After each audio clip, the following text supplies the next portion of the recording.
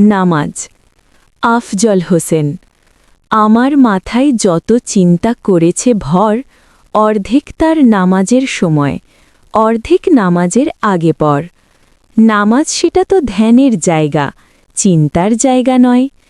তবুও কেন সকল চিন্তা নামাজে হয়? তবে কি আমার মন খোদা ভীরু নয়?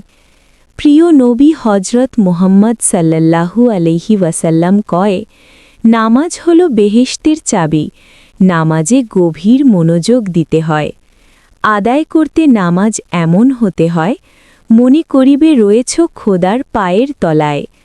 আল্লাহ তাআলা সব কিছু শুনছেন, হায় বান্দা তার কাছে নামাজে কি চায়।